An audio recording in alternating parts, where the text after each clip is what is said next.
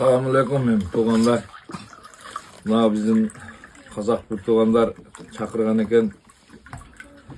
Şulara gelip mimam olutaz. Rahmat şunday. Bizim palvanlarga, sizlerin palvanlarыңарга, bardыңарга den soluk kalayız.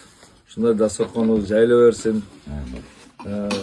Mına ukam menen tanışıp kaldık palvan. Atı kimele sүйündük. Sүйündük degen bu tarıqa jarara turgan bala eken. Allah Taala şunday tuğanları menen palvanlıkты beripti sağa. Şunday ayağın hiç kaçan жазбаган. Uyuşturup Kazak tuğanlar, Tacik tuğanlar çakırıp, ulak berip, karın kattaş bolup, şenti bir sıylaşıp jüre vereli sүйündük. Şunday dasturxonуңар жайла versin.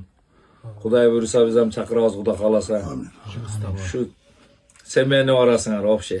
Semeni bizem kolumuzdan geçti mıyman kılıp ulak çıkarıp, dostlar şaylı şunday, tuğanda şaylı, katta şaylı, şentip özümüzün ürüp adatты götörmesek başka neme götörmeydi. Hem ulağımızды götörüp, kökbörünü götörüp şunday tanışıp, tuğanlarımızı, baldarımızı tanıştıraylı, toylarda kılaylı bir-birimiz menen, kattaşaylı. Mına Çimkentdeki palvan baldarga ham salam, Tajikistan'dagi palvan baldarga ham salam, Rossiyadagi palvan baldarga ham salam bardygina. Afganistan'da tanıgan palvan dostlarga ham salam bardygina. Kıskası dünyada Özbekistan'dagi dostlarga ham salam bardygina. Şunday karın kattaş bolup mına sүйündük. Bizi çakırgan eken rahmat sүйündük. Şu tuğanlar menen den soluk kalayız. Gelecekte şu bizge okşoğun palvanlardan çıksın ha.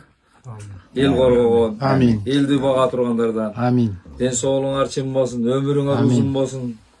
Şu daim baktulu olup yaşap jüröberiңizdер ha. Dasturxonуңуздар jayılsın. Amin. Den soğuk uzun ömür bolup jüröberiңiz. Amin. Allah hayırхан kelsin sizge. Көп rahmet sizge keldiңиздер. Kuba, Murat. Көп rahmat. Allah razı olsun. O Тюменской области, Калышманск районы сүйүндүк Мештал. Вот Allah Taala berdi da. Месяц назад Мырзабек Палван сүйлөштү, алып кел деди. Кудай кааласа Мырзабек Палван келди да. Батыр жигит.